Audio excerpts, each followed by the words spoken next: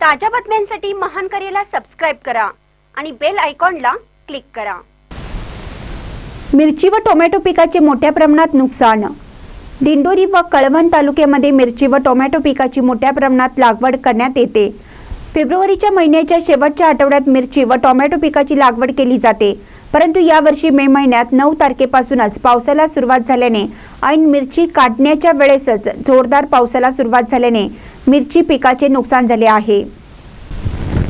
मे व जून महिन्यात मिरचीला मोठी मागणी असते आणि त्याच वेळी शेतकऱ्याला 2 पैसे मिळत असतात, परंतु यावेळी तयार झालेली मिरची ही काढणी झाल्यानंतर सतत सुरू असलेल्या पावसाने फुलगळ झाली आहे।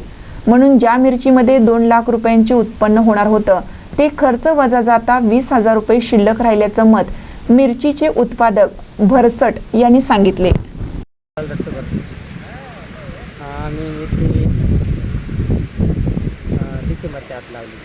डिसेंबर महिन्यात मिरची झाले। आम्हाला पहिलं पुढे 6,000चं सापडलं होतं, दुसरं पुढे 7,000चं सापडलं होतं। खूप म्हणजे वाटतं 250 कालची 16 माणसं होती, तर काल 55 रुपये दिले आम्ही बाजारभाव नाशिक मार्केटने। पैसा मग झाला ना, झाले असतील 80-1,000 रुपये झाले। पावसामुळे फुल राहिलं आणि आता काढून टाकायचे वेळ झालेली आहे। आता शेवटचं फुलं आता 7,000 खर्च झाला, 20,000 राहिले बस। अंबादास भाऊ, कधी मिरची लावली होती काय सांगाल? मे महिन्यात लावली होती मिरची। खर्च झाला तिला, पण 2 महिन्यात खूप पाऊस झाल्यामुळं